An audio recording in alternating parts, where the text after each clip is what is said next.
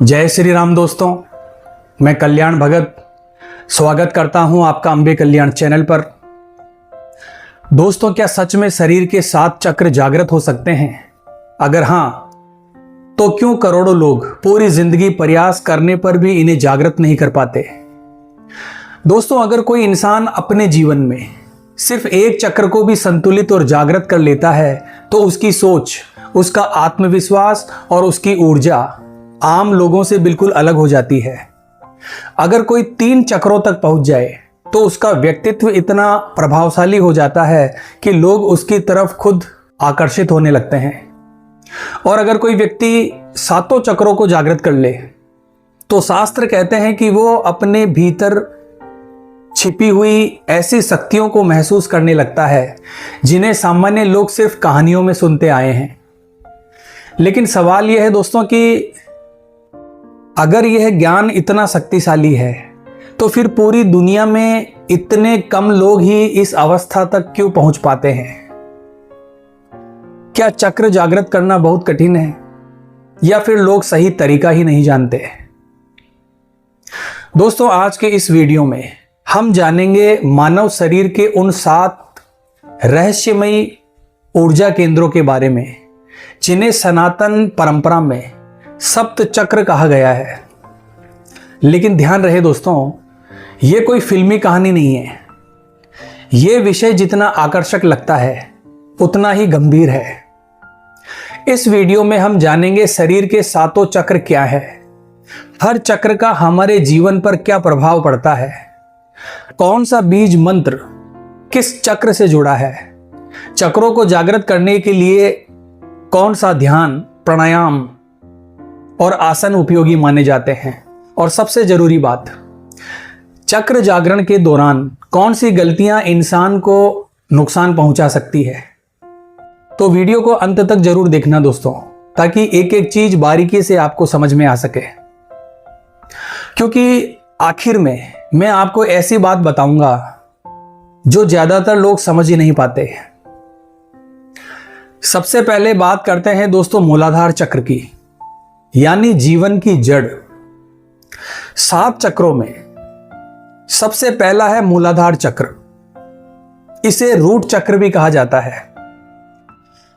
यह चक्र व्यक्ति की सुरक्षा, स्थिरता और जीवन की बुनियादी जरूरतों से जुड़ा माना जाता है। इसका स्थान गुदा द्वार और ज्ञानेंद्रिय के बीच बताया गया है, जननेंद्रिय के बीच बताया गया है। इसका रंग लाल माना जाता है और इसका बीज मंत्र है लम। कहा जाता है कि ज्यादातर लोगों की चेतना इसी चक्र तक सीमित रहती है। खाना, सोना, डर, भोग और केवल शरीर तक सीमित जीवन यही मूलाधार की अवस्था मानी जाती है। अब बात करते हैं दोस्तों, इसे संतुलित करने के लिए क्या करें।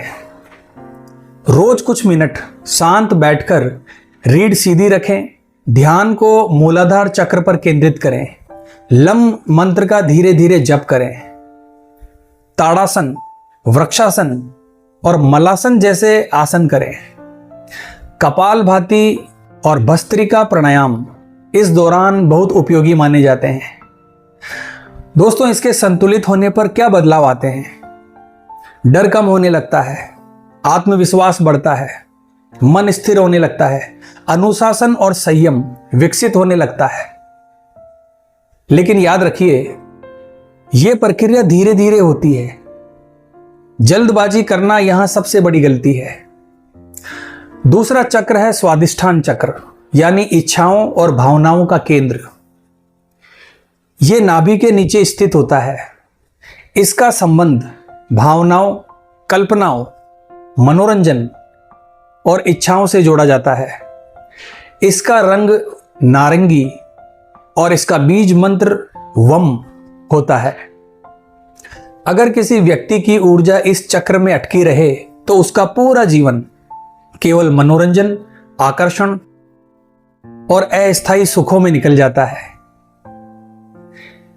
इसे संतुलित करने का उपाय है रीढ़ सीधी रखें, ध्यान करें, नाभि के नीचे नारंगी प्रकाश की कल्पना करें, वम मंत्र का जप करें अनुलोम विलोम और भ्रामरी करें। इसके जागृत होने पर भावनात्मक संतुलन बढ़ता है, नकारात्मक आदतें धीरे धीरे कमजोर होने लगती है, रचनात्मकता बढ़ती है, व्यक्ति भीतर से हल्का महसूस करने लगता है। लेकिन यहां पर एक खतरा भी है दोस्तों। अगर इंसान सिर्फ मनोरंजन और दिखावे में फंसा रहे तो उसकी चेतना ऊपर उठ ही नहीं पाती। तीसरा है मणिपुर चक्र, यानी आत्मशक्ति का केंद्र। इसे नाभि चक्र भी कहा जाता है। इसका तत्व अग्नि तत्व माना गया है और इसका बीज मंत्र है रम। यह चक्र इच्छा शक्ति, आत्मबल और कर्म से जुड़ा हुआ माना जाता है। जिन लोगों की ऊर्जा यहां सक्रिय होती है वो मेहनती, लक्ष्य पर केंद्रित और कर्मयोगी बन जाते हैं। इसे संतुलित करने का उपाय है नाभि पर ध्यान केंद्रित करें, रम मंत्र का जप करें, धनुरासन और त्रिकोणासन करें। इसमें कपालभाति प्राणायाम भी उपयोगी माना जाता है। इसके प्रभाव हैं दोस्तों, डर और हीन भावना कम होने लगती है, आत्मविश्वास बढ़ता है, निर्णय लेने की जो क्षमता है वो मजबूत होती है, व्यक्ति अपने लक्ष्य को लेकर गंभीर हो जाता है। चौथा है अनाथ चक्र, यानी प्रेम और करुणा का द्वार। दोस्तों ये हमारी छाती के बीच स्थित होता है।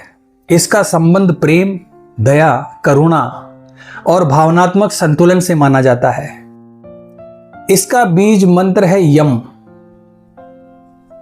इसे जागृत करने का उपाय है सोने से पहले कुछ मिनट हृदय केंद्र पर ध्यान करें, हरे प्रकाश की कल्पना करें, यम मंत्र का शांत रहकर जप करें। इसको जागृत करने के लिए भुजंगासन और अनुलोम विलोम और भस्त्रिका प्राणायाम उपयोगी माना जाता है। इसके प्रभाव हैं गुस्सा कम होने लगता है, संवेदनशीलता बढ़ने लगती है, इंसान दूसरों को समझने लगता है, भीतर से उसे शांति महसूस होने लगती है। कहा जाता है दोस्तों कि जब यह चक्र संतुलित होता है तब व्यक्ति का व्यवहार बदलने लगता है, वो बिना स्वार्थ के लोगों की मदद करना शुरू कर देता है। पांचवा है विशुद्धि चक्र, यानी वाणी और सत्य का केंद्र। यह चक्र गले के पास स्थित होता है। इसका बीज मंत्र है हम। यह चक्र संवाद यानी बातचीत, सत्य और अभिव्यक्ति से जुड़ा माना जाता है। इसे संतुलित करने का उपाय है ध्यान करते समय गले पर अपना ध्यान केंद्रित करें, नीले प्रकाश की कल्पना करें, हम मंत्र का जप करें। इस चक्र को एक्टिव करने के लिए सिंहासन, मत्स्यासन और स्वर्गासन करें और भ्रामरी प्राणायाम करें। दोस्तों इसके प्रभाव से बोलने में स्पष्टता आती है, झूठ और दिखावे से दूरी बनने लगती है, आत्मविश्वास मजबूत होता है और हमारा मन धीरे धीरे शांत होने लगता है। छठा चक्र है दोस्तों आज्ञा चक्र, यानी थर्ड आई, तीसरी आंख। यह आंखों की दोनों भौहों के बीच स्थित होता है और इसका बीज मंत्र है ओम। इसे जागृत करने का उपाय है त्राटक ध्यान करें, भौहों के बीच ध्यान केंद्रित करें और ओम मंत्र का जप करें। इसके साथ ही नाड़ी शोधन और भ्रामरी करें। इसके प्रभाव हैं सोच गहरी होने लगती है, निर्णय शक्ति तेज हो जाती है, व्यक्ति कम बोलकर ज्यादा समझने लगता है, भीतर की आवाज स्पष्ट होने लगती है। लेकिन दोस्तों यहां सबसे बड़ा खतरा भी है। अगर व्यक्ति अहंकार में आ जाए तो उसकी साधना वहीं पर रुक जाती है। सातवां है सहस्त्रार चक्र, यानी चेतना का सर्वोच्च द्वार। दोस्तों इसका स्थान सिर के ऊपरी भाग में होता है। ये आत्मज्ञान और परम चेतना से जुड़ा माना जाता है। इसका बीज मंत्र भी ओम बताया गया है। इसे जागृत करने के लिए नियमित ध्यान, सात्विक जीवन, ब्रह्मचर्य, मानसिक शुद्धता और सबसे जरूरी है दोस्तों धैर्य। इसके प्रभाव हैं, भीतर गहरी शांति महसूस होती है। जीवन के प्रति व्यक्ति का जो दृष्टिकोण है वो बदल जाता है। व्यक्ति बाहरी चीजों से कम प्रभावित होने लगता है और धीरे धीरे उसे आत्मिक संतुलन का अनुभव होने लगता है। सबसे जरूरी सावधानियां दोस्तों, अब ध्यान से सुनिए। यही वो हिस्सा है जिसे ज्यादातर लोग नजरअंदाज करते हैं। चक्र जागरण कोई खेल नहीं है। गलत तरीके से किया गया अभ्यास मानसिक और शारीरिक परेशानी पैदा कर सकता है। इसीलिए धीरे धीरे आगे बढ़िए। सात्विक भोजन रखें, नशे और अत्यधिक भोग से दूरी बनाए रखें, क्रोध, अहंकार और लालच को कम करें और संभव हो तो दोस्तों किसी अनुभवी गुरु के मार्गदर्शन में ही अभ्यास करें। दोस्तों, मानव शरीर सिर्फ मांसपेशियों और हड्डियों का ढांचा नहीं है। इसके भीतर ऐसी भावनाएं छिपी है जिन्हें ज्यादातर लोग समझ ही नहीं पाते। लेकिन याद रखिए, सिर्फ चक्रों की बातें सुन लेने से कुछ नहीं होता।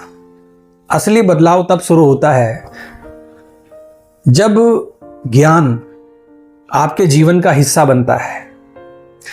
अगर आप चाहते हैं कि मैं हर चक्र पर अलग से गहरी और रहस्यमय वीडियो बनाऊं तो कमेंट बॉक्स में जरूर बताना दोस्तों।